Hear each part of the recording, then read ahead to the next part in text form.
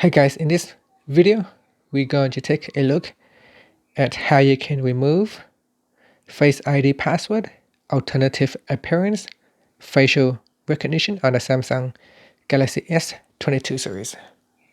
First, tap on the home button to go back to the home screen. Then swipe down at the top and tap on the settings icon. In settings, go down and tap on biometrics and security. Then we're going to tap on face recognition. Next, put in the PIN to confirm, and then tap on remove alternative appearance. Next, tap on the remove button to remove it. And that's it. So now the alternative Face ID has been removed from your device.